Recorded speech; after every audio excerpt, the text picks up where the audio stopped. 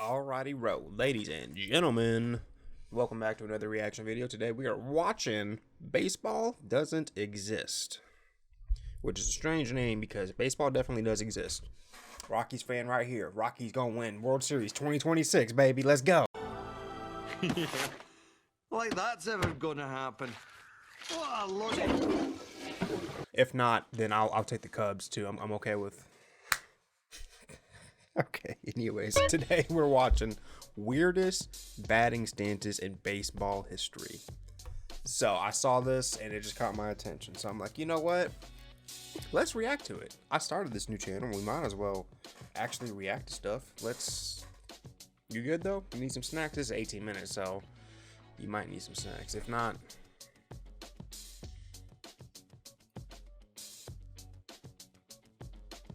then I guess you're gonna have to wait for the other people to get their snacks. I don't know, dude. I don't know. Get your snacks. 18-minute video. Not that long, but we chilling. Let's do it. Let's do it. You ever wonder why nobody bats like this anymore? How come nobody goes to the plate with their hands a foot apart, looking like they're going to bunt, but then not bunt every single time? Why are players who used to bat like this their whole career now batting like this?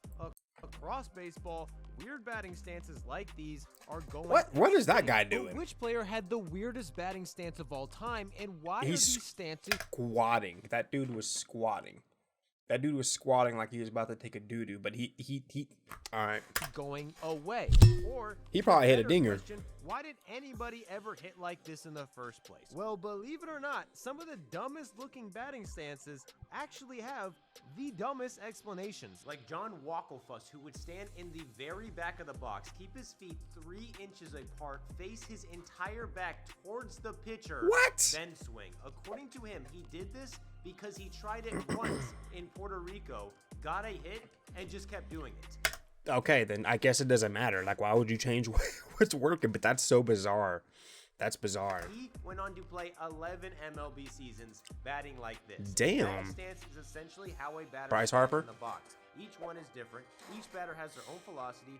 Most aren't noteworthy. Some are insane. This kid gets into a crouch, leaps, clicks his heels, twirls his bat with one hand. After fouling off a hit, he needs a new approach. He twirls the bat on both sides of his body, then does a two-handed twirl even faster, does a bat toss to himself, then takes a strike. With 2 strikes, things aren't going well. He needs another approach. This time, he drops down again, but then turns it into a dance, followed by more drop downs, then salutes the pitcher in acknowledgement that he's up 2 strikes. What? That's not a tough pitch and is now feeling himself. He goes that's not a stance. Twirl, salutes the pitcher, and fouls off. Let me see. His stance looks relatively normal. He goes back to the twirl, salutes the pitcher, and fouls off. I mean, he was pretty much mid-swing in there, but it looked relatively normal. He's just really excited. Then finally grounds out.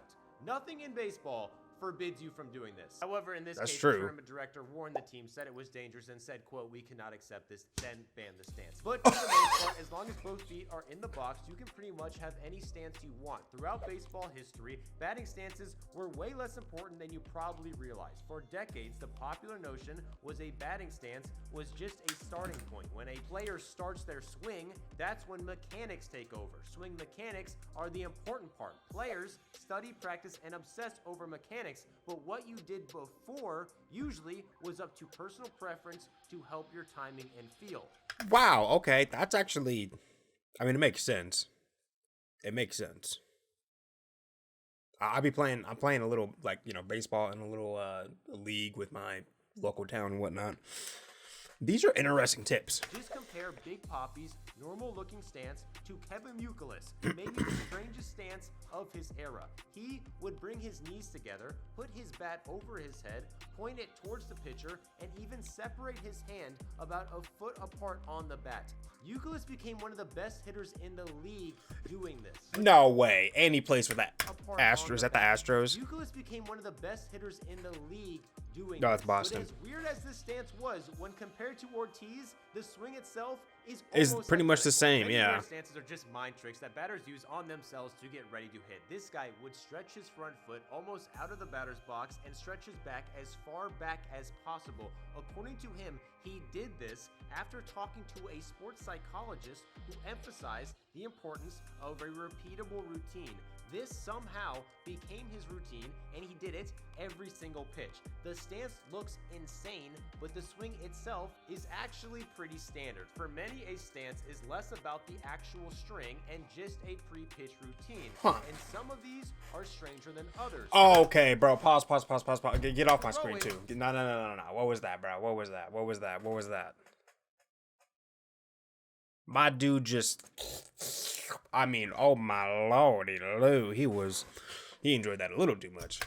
Was belligerent. Waving his bat below the belt in the groin area, Rowan's pre-pitch routine was called the drunk. He would do it every single time he came to the plate. Fans would mock him as he did it, but this bat wave locked him in, so no coach or player would ever consider telling him to stop doing this. Jeff Bagwell wasn't as lucky. The Hall of Famer... That was weird what he was doing there. He knew what he was doing. Thought his batting stance was so bad, and it might have been the worst mistake ever made. In fact, ESPN called this the worst trade of all time. Bagwell became famous for his low crouch stance, which looked very uncomfortable. Bagwell himself warned everybody not to hit like this, saying it was extremely stupid. The Red Sox also thought it was extremely stupid. They were convinced his stance would never allow him to hit for power at Fenway and predicted he'd have a short career because of his stance. But Bagwell went off in the minors and became a top prospect.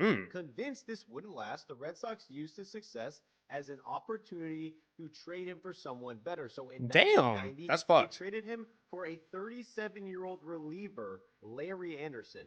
He pitched well, but only stayed with the Red Sox for half a season. Jeff Bagwell went to the Astros. They also hated his stance. Okay, fair enough. Coaches were vocal in making him change it. But again, Bagwell started hitting well right away. A few other coaches defended the stance and wanted him to keep it. He ended up winning Rookie of the Year, and those coaches won the argument. Bagwell's stance would... That's kind of crazy. I mean, I'm not gonna lie. Dude's stance is like really whack. I don't... Like, if you were to see my stance is not like any better. But whenever you go into swing, it's like all the same pretty much. I don't know how to describe that. Get even weirder. I forgot what I was going to say originally. Them coaches, bro. Can you imagine being that coach, talking all that smack, saying, hey, no, you can't do this, you can't do that, bro. It's wrong. You wrong. You going to let us down. Rookie of the Year. What's up? He went on what to else? A 4-time All-Star, 3-time Silver Slugger, hit close to 450 home runs, and is now in the Hall of Fame, all while using... Who is this dude again? ...that convinced the Red Sox to trade a Hall of Famer for a half a season of Larry Anderson. Bagwell was too good to ever change his stance, but this player was so terrible, he had to change his stance, and according to him, he only did it because a famous country singer made him do it. What? At first, he batted like this. Very normal. He was a league average hitter for a while, but got traded. Had the worst season of his life. Yeah, traded to LA. Damn. Least productive hitter in baseball, and followed it up by going an insane, Getting traded to the Dodgers is crazy. Like, I don't know how it must have been back then. That's like a hard team to get onto. I almost want to say. For 44 they're good to start spring for a training reason. The next season. All of a sudden, his career was in serious jeopardy. Then, according to him, he smacked a ball into the outfield to end this terrible streak. He put his head down, ran to first, felt a massive weight off his shoulders, then looked up and realized superstar country singer Garth Brooks just made a diving catch in the outfield to rob him of a hit. Yes, Garth Brooks was playing for the Mets that day. In fact, it was his third spring training. As a massive baseball fan, he convinced these teams to let him play in actual games, take actual at-bats, and be treated like a real player. What? All while raising money for charity. Okay, that's kind of cool though. For charity, that makes sense. I'm like, there's no way you can convince any bro. There's just no way. Garth Brooks went 1 for 22 in his MLB career, meaning at this time he was a more productive hitter than Craig Counsell was. And the day after he robbed Counsell of this hit, the Dodgers dropped Counsell from the team. Desperate for his career not to be over, he started messing around with his stance. He got picked up by Arizona and started batting like this. The next season, he started standing up even straighter and helped the D-bags win a World Series. The next season, his stance got even stranger. Then in 2004, he went to the Brewers, went even further with the stance, and had one of the strangest stances of all time. Craig Counsell resurrected his career batting like this and went on to play 16 seasons.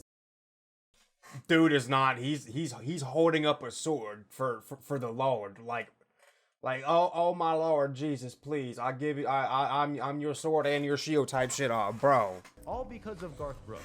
But you will never see someone bat like this today. The only public explanation Counsell's ever given on why he hit like this was that he tried it, it felt good, he played better, so he just kept doing it. However, in past eras, batting stances had a lot more strategy behind them. Ty Cobb would literally keep his hands multiple inches apart on the bat. As the pitch was being delivered, he would either slide his bottom hand up to choke up and do a contact swing, or slide his top hand down to do a power swing, solely depending on how he wanted to hit that specific pitch, and would make that decision as the pitcher was throwing the ball. And at least one player in Japan is still doing this. He spreads his hands apart about a foot, sometimes only holds the bat with one hand, then quickly moves his hands together and slap hits pitches. Apparently this strategy was normal in Ty Cobb's day. Players back then almost exclusively hit for contact, but as time went on, Babe Ruth changed that. While everyone was choking up hitting singles, he stood tall with his feet right next to each other in a closed stance and swung as hard as he could, struck out a ton, and hit a ton of bombs. Then that would make sense too. Probably gonna strike out a lot, but you gonna hit some dingers, dude. You I still can't speak. You gonna hit some freaking dingers, dude. Wowzer, that's kind of crazy. I love learning about like the old baseball history. I mean, like old. It's crazy. It's been around for like that long. Like way early 1900s, like 19, maybe even late 1890s. Like I almost want to say 1905 for some reason. I don't know where that came from. Don't know. Suddenly, everyone in baseball was trying to hit home runs. So you got stances like Mel Ott, who had an insane leg kick and load so he could swing as hard as possible. This insane slow pitch softball looking swing allowed him to hit 511 home runs while only being 5'9", 170 pounds. Years later, Tony Bautista had the same strategy. Instead, he would face his entire torso at the pitcher, reach his hands back as far as possible before the pitch, and swing as hard as he could. According to him, if it works. he did this because he tried it in Venezuela one time, got a hit, and just kept doing it. Instead of loading his hands like Ott, he started his hands low. Both did this to create as much torque and power as possible. However, Bautista was 4 inches taller, weighed 55 pounds more, so was a little bit more intimidating. Proven in this clip, when a pitcher hits him, he runs towards him. Oh shit! He runs away into the outfield, but Bautista was just going to first base. A few decades... I feel like I've seen that clip before. I feel like I've seen that I've seen like compilations of, like benches emptying and shit, but there's like compilation of him like joking around. I think that was one of them because he was acting like he was running towards the mound, but he wasn't. He just took a quick turn. After Ott, the league had changed. Contact hitters were a lot more prevalent again. People speculate the introduction of turf led to this. The fake grass made ground balls go faster. All of a sudden, ground balls were a lot more effective. So players like Mike Fishland bent down as far as possible, put their hands near their ankles just to ensure that they'd make contact at all costs, even if they knew they would never hit for power doing this. During the 70s and 80s, you saw this stance everywhere, bending down as much as possible, making the strike zone as small as possible. According to MLB rules, the strike zone is created when the batter is in his stance and prepared to swing at a pitched ball, meaning if a Savannah Bananas is crazy. Batter crouched low enough, he could have the same strike zone as a 4-foot batter. This kid figured out that was a rule, then went to the plate using only one hand on the bat, got into a complete crouch, then took a ball. Except it was a strike because it's only legal if it's that batter's natural stance, meaning he has to bat like this every single time he comes to the plate. Since this kid didn't do this stance every time, even in his crouch, his strike zone stayed the same as if he was standing straight up. But that didn't stop Yasiel Puig from... Wait, the strike zone like actually changes based on your height?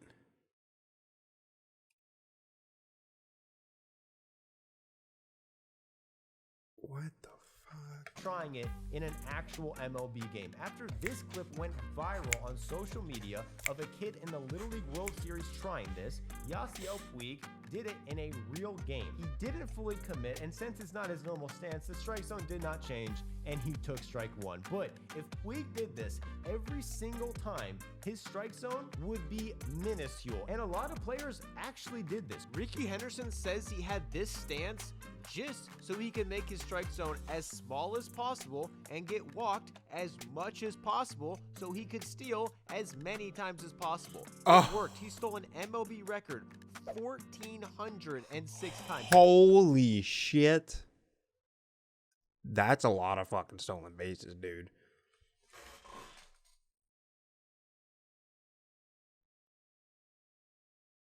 That's so crazy. So if you start out in high school, college, all that, and you just bat like that, if for some reason the coach lets you and doesn't bench you the whole time and you can actually do something, are you telling me you can go into like MLB, playing on TV, batting like that, squatting down? I would love to see what that strike zone would look like. Just a little tiny rectangle or something.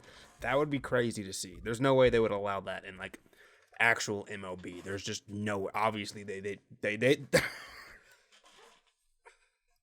obviously they did here. While still somehow hitting close to 300 home runs, all while batting in a stance designed just to make his strike zone small as possible. And believe it or not, this stance also inspired the greatest stance of all time, even though they look nothing like each other. Gary Sheffield waved his bat as fast as possible, creating one of the most unconventional and violent swings of all time. He hit over 500 home runs hitting like this.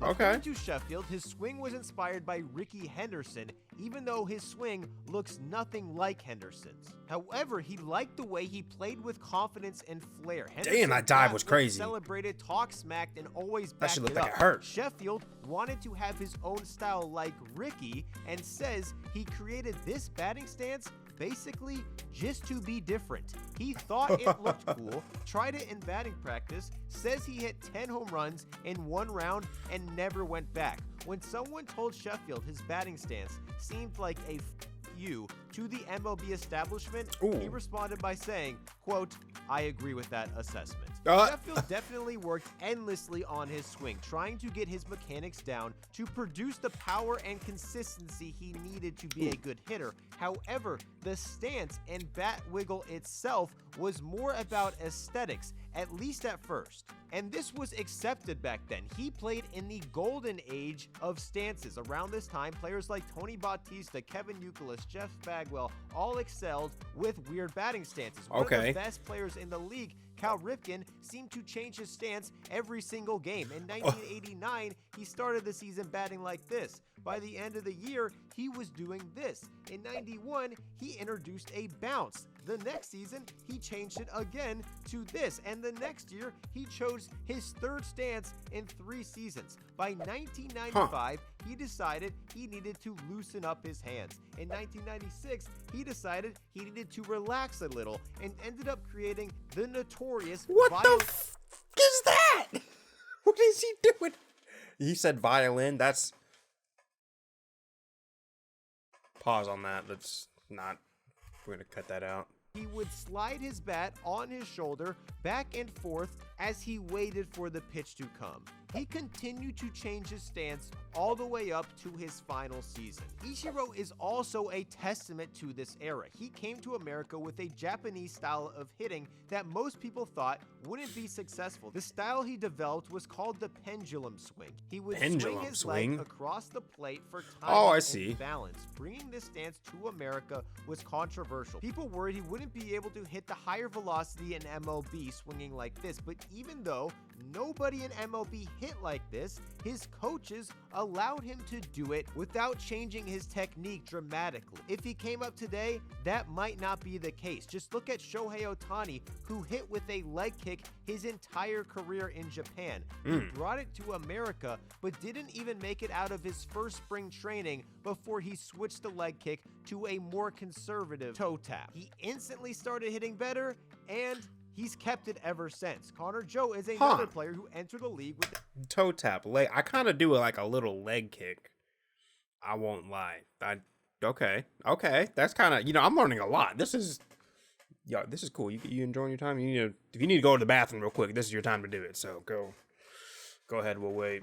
a strange stance similar to Tony Bautista. This lasted about 8 What the games fuck am I looking before at, bro? He changed it completely. Okay, to yeah, a more good. normal-looking approach. Zach Neto I bet it worked had a out better, too. massive leg kick in his rookie season. Now Leg it's kick. completely gone. To understand why these stances are gone, just look at a guy like Phil Plantier. He had an extremely exaggerated squat, yet still somehow hit 34 homers in 1993. According to him, he hit with this stance his entire life, but never realized it until he was in the major leagues, because he literally never saw a video of himself hitting until he was on national television. Oh, wow. The opposite. That's actually bizarre to act. Wow. Imagine seeing yourself on TV like that to begin with. And you're like, I look weird as shit back like that. True today. Hitters are taped and analyzed since Little League. Every small movement in a swing is hyper-analyzed. In the old days, stances were all about timing and feel. If a player struggled, they changed their stance based on how they felt. If they started hitting better, then they just kept the new stance. Cal Ripken started struggling Makes in sense to me. 1996. He didn't have 100 different camera angles of his swing. He didn't have advanced metrics that told him which pitches he was struggling hitting, or bat tracking data that showed his swing had gotten longer than usual. He just noticed that he wasn't hitting off-speed pitches, hypothesized that if he was more relaxed, he would stay back longer, started holding his bat like a violin so he wouldn't be as jumpy. It worked, so he just kept doing it. He repeated that process if it works, at it works. least a dozen times throughout his career and got a dozen different batting stances. That's also how Bautista, Counsell, Walkenfuss, and many others got their strange-looking stance. But today, if a player struggles, they go to a high-tech hitting lab. They break down all the data, analyze the video, target God, a that's specific crazy, though. inefficiency in the swing, and corrects it. Many of these players come to the exact same conclusions, which is why you will see the exact same stance across the league, standing close to the plate, slightly open, with their hands held high. This is being taught as the optimal stance, and with fastballs going faster and faster each year, players Golly, feel 103. they need as little extra movement as possible so they're not late on all the high velocity pitches. As a prospect, Bryce Harper moved his front leg like this. It worked amazingly, but when he started facing 95 plus mile per hour fastballs consistently, he simplified it to this. Players across Little MLB leg are kick, making okay. adjustments just Bryce like Harper this does a one. leg kick. Okay. So, like, the kick is not totally obsolete, I guess. But it's interesting the fact that a lot of, like, Shohei, once they stop doing that, I mean, I guess once they say you figure out something, you're going to stick with it. Remember that, y'all. All the time. A lot of more traditional hitters will say this can ruin players, and the further a player goes from their natural stance, the more uncomfortable they will feel and the more they will struggle. But it's hard to tell a player Breaking that who is bat's struggling, crazy. What did the on bat do brink to of you? being demoted or cut to do just whatever feels natural, especially if what feels natural stops working. Players used to have unique stances that became their signature style. It was how they expressed their individuality. There's That makes more sense. individuality and personal expression in baseball now than ever. However, that's now shown through flamboyant haircuts, flashy equipment, accessories, and signature bat flips. Batting stances, on the other hand, not so much. But that's not to say strange stances don't exist. Bo Bichette still has an exaggerated leg kick. Luis Campiasano still bats like this, looking like Tony Bautista, and even the greatest / weirdest stance in history might be making a comeback. Gary Sheffield's son, a highly touted prospect committed to Florida State, has nearly the exact same carbon copy stance Wowzer. that his father used decades before. But if Noah Sheffield does make it to the league, will coaches pressure him to bat like everybody else, like they've been doing the past decade, or will this stance garner in You gotta. Sorry, let me. another era of strange stances that we saw in the 90s and early 2000s? Let me Time finish it. will only tell. Time. Okay. I like that video. That was good. I like that. First of all, You gotta let him bat like how his dad did, dude. You have to let him. What the fuck am I looking at? You gotta let him bat like how he does, though. Like, come on now. Like how his dad, that's crazy to not let him do that. To not let him do that would be so bizarre. Huh. I like this video. That was cool. I learned a lot. I hope you learned a lot. You did? All right, I'm quizzing you. I need 3 things you learned in the comments. And if you pass, then you get a cookie. Maybe. Okay, take care. Stay safe. Be good people. Eat.